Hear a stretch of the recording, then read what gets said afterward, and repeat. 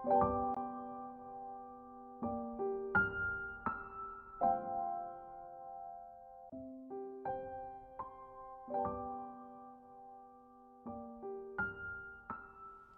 keyakinan yang benar terhadap hidup merupakan salah satu syarat mutlak untuk mencapai apa yang kita cita-citakan dalam hidup kita.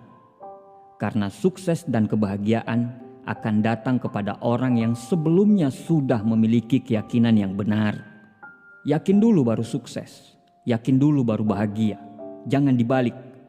Saat orang berkeyakinan bahwa dia tidak akan mampu, saat itu juga dia sudah tidak mampu. Saat orang berkeyakinan dia akan kalah, saat itu juga dia sudah kalah. Saat orang berkeyakinan dia tidak akan bahagia, sebenarnya dia sudah memulai untuk tidak bahagia. Banyak sekali orang hidup tanpa arah dan tujuan yang jelas. Hidup cuma mengikuti air mengalir. Hidup hanya sekedar hidup tanpa berpikir untuk apa sebenarnya hidup itu. Saat tidak bahagia, mereka sedih. Tapi mereka tidak pernah mencari tahu kenapa mereka tidak bahagia. Mereka tidak pernah belajar apa yang sebenarnya membuat hidup mereka menjadi tidak bahagia. Mereka berpikir kebahagiaan itu harus datang dari orang lain. Orang lainlah yang berkewajiban untuk membuat diri mereka bahagia. Padahal bahagia itu bukan datang dari luar, tapi bahagia itu datang dari dalam hati. Kalau hati sudah bahagia, semua akan bahagia dalam kondisi apapun. Kebanyakan orang membatasi keyakinan mereka dan karena itulah hidup mereka menjadi terbatas. Mereka hanya percaya bahwa hidup itu penuh kesedihan, kesengsaraan, dan akan sangat susah untuk dilalui. Sadar atau tidak, mereka tidak akan pernah memiliki hari-hari indah dalam hidupnya. Kebanyakan dari mereka hanya memakai topeng. Mereka tidak hidup seperti apa yang mereka inginkan. Mereka memaksakan hidup seperti yang orang inginkan, bukan seperti yang mereka inginkan. Mereka hanya ingin menyenangkan hati orang lain, tapi hati mereka tersiksa. Mereka tidak mengendalikan hidup, justru hidup yang mengendalikan mereka.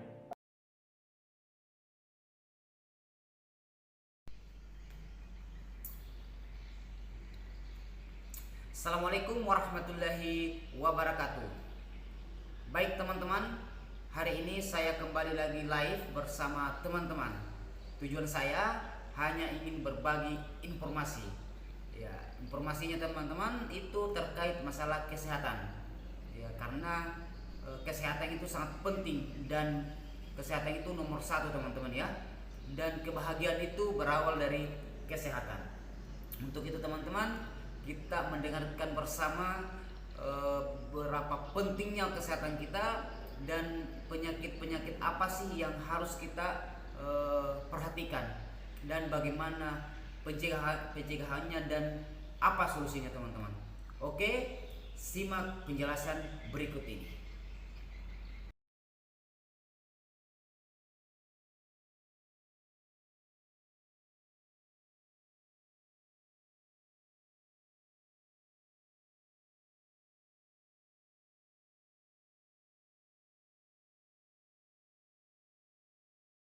Hai Sobat Manulife, balik lagi bareng saya Radit.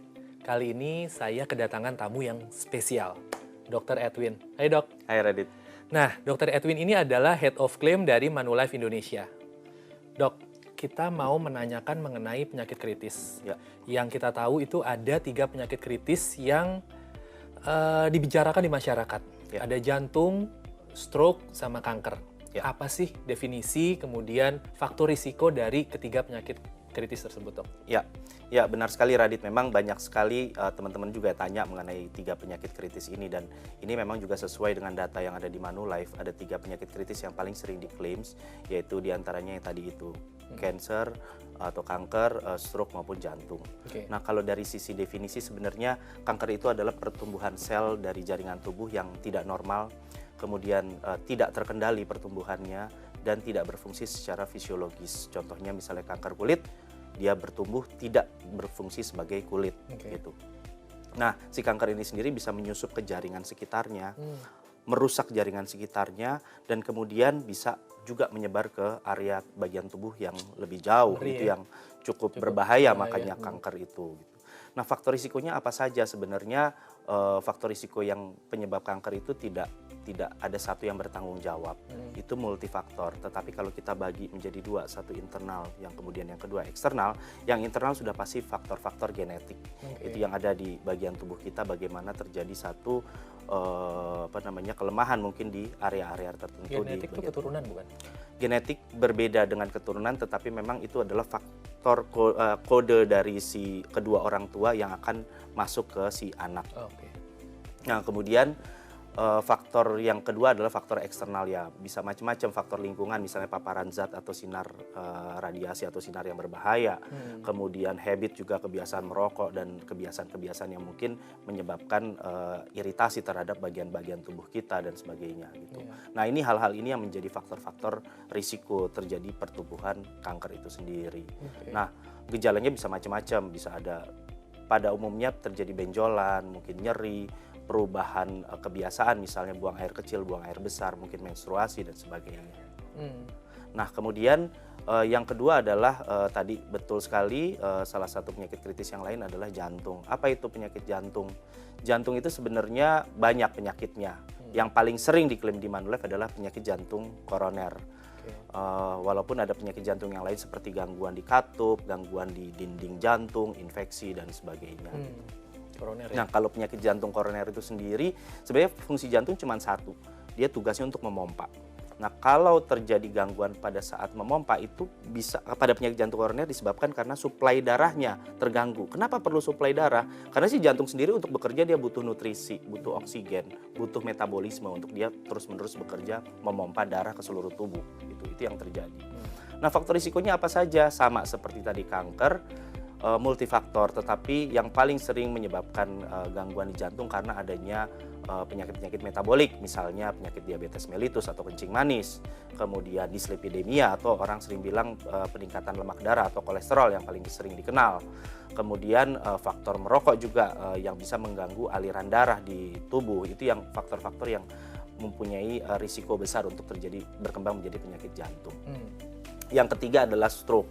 Stroke itu sendiri secara definisi adalah gangguan fungsi otak karena kematian sebagian atau area yang luas dari organ otak itu sendiri akibat terganggunya suplai darah yang memberi nutrisi ke otak untuk beraktivitas, misalnya mengatur motorik dan sebagainya. Gitu.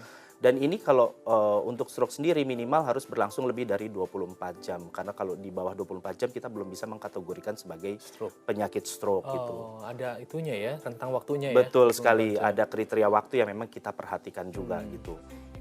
Kemudian yang faktor risiko dari si penyakit stroke itu sendiri itu cukup banyak juga, multifaktor. Salah satunya juga lemak darah, kemudian kebiasaan merokok dan sebagainya. Itu yang bisa menjadi faktor risiko. Oke, makasih dok infonya.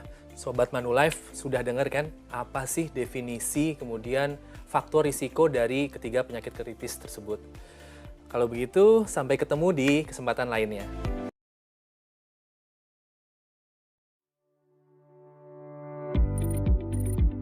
Menurut data dari WHO, terjadi peningkatan penyakit genetik pada usia muda dan peningkatan kematian akibat penyakit jantung. Lebih dari 17 juta orang meninggal akibat penyakit jantung. Di Jepang, kami percaya bahwa buruknya kesehatan tubuh disebabkan oleh dua alasan utama. 1. Penyempitan pembuluh darah. Diet yang buruk seperti fast food, makanan berlemak tinggi serta kurang olahraga menyebabkan lemak menumpuk pada dinding pembuluh darah yang dapat mengakibatkan resiko penyumbatan, stroke, dan penyakit jantung kronis. 2. Ketidakmampuan tubuh menetralisir racun dalam hati mengakibatkan racun dan zat berbahaya ikut tersebar lagi dalam tubuh melalui darah, menyebabkan organ-organ lain menjadi sakit dan meningkatkan kemampuan sel kanker tubuh besar dalam tubuh. Berfokus pada mencari jawaban terhadap problem ini, para ahli di AFC terinspirasi dari kekuatan penyembuhan misterius dari telur salmon, yang merupakan rahasia ratusan abad dari Jepang yang berpotensi meremajakan organ tubuh dari dalam. Lebih dari 100 tahun yang lalu di Jepang kuno pada zaman Meiji, nelayan Ryoshi diperintahkan oleh kaisar untuk mengumpulkan ikan Enchiritus keta salmon yang berada di samudra paling berbahaya di Jepang. Ikan Enchiritus keta salmon ini hanya dikonsumsi oleh permaisuri dan kaisar saja. Mereka tidak mengkonsumsinya sebagai makanan tapi lebih sebagai obat-obatan karena ikan Encorytus ketasalmon dikenal mempunyai kemampuan penyembuhan misterius untuk kecantikan dan panjang umur. Akibat ekstrimnya sinar matahari dan tingkat garam yang tinggi menciptakan luka dan pembekakan pada nelayan Ryoshi. Karena penasaran, mereka mencoba kaviar dari ikan Encorytus ketasalmon pada peradangan mereka. Yang mengejutkan mereka, luka dan peradangan mereka sembuh dengan cepat dan tidak meninggalkan bekas luka sama sekali. Meskipun ikura dari ikan Encorytus ketasalmon sangat langka dan menjadi sangat berharga, orang Ryoshi tidak akan menjualnya walaupun dengan harga yang tinggi. Setelah turunnya era Meiji, ikura ikan Encorytus ketasalmon menjadi sangat populer di kalangan atas Jepang yang ingin memiliki umur panjang dan awet muda. Saintis di AFC Jepang memperkenalkan salmon ovary peptide dengan nanopartikel yang dapat diserap tubuh secara maksimal dan telah mendapatkan 3 paten dari Jepang untuk Cell Regeneration Effect, membantu memperbaiki sel dan melawan sel kanker. Efek in improvement of blood circulation, efek dalam memperbaiki sirkulasi pembuluh darah. Efek in skin improvement, efek anti-aging. Dengan glutathione membantu membersihkan liver. 100% safe, halal, GMP, dan sertifikat bebas radiasi. SOP 100+. Reverse aging process from inside out in 8 weeks.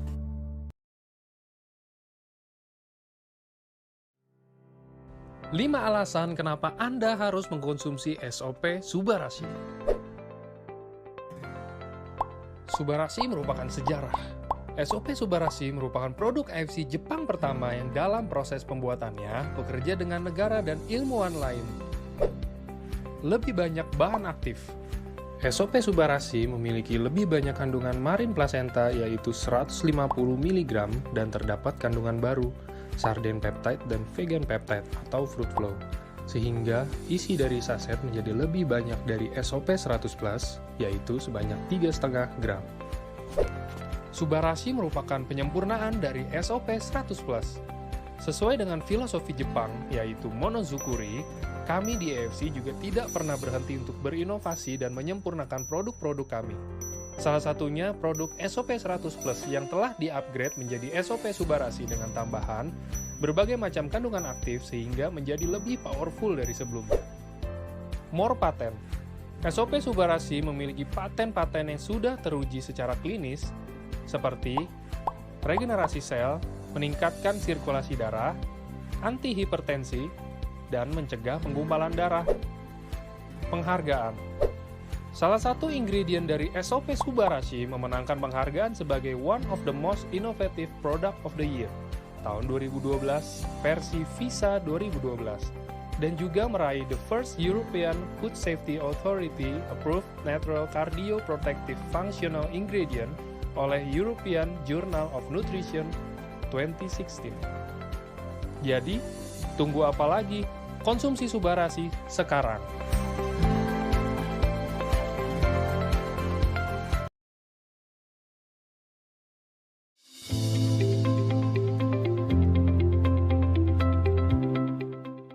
Apa itu Utsukushi?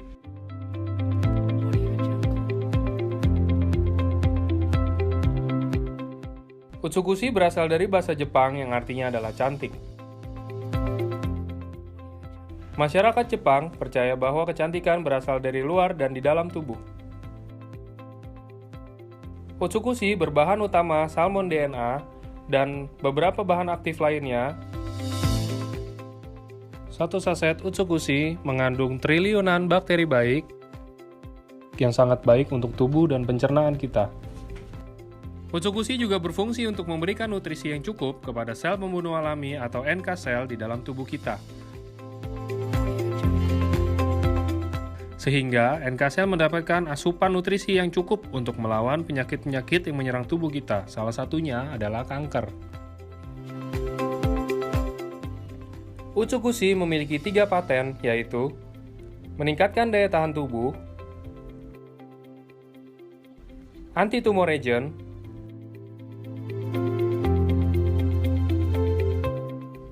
membantu terapi pada pasien hepatitis C.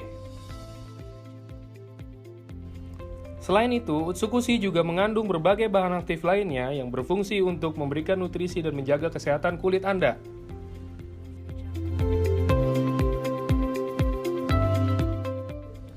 Kecantikan berawal dari usus yang sehat, dan kesehatan usus berawal dari Utsukushi.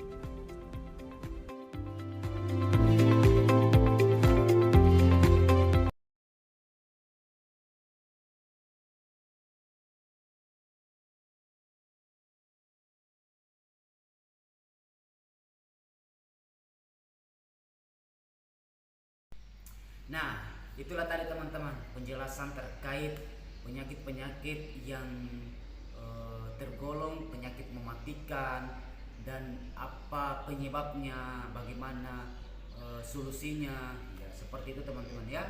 Jadi teman-teman ketika ada keluarganya atau ada kenalannya yang lagi sakit, cobalah kita konsultasi dengan saya atau bisa hubungi langsung nomor yang di bawah ini. Oke teman-teman, saya tunggu informasinya. Oke, sekian. Wassalamualaikum warahmatullahi wabarakatuh.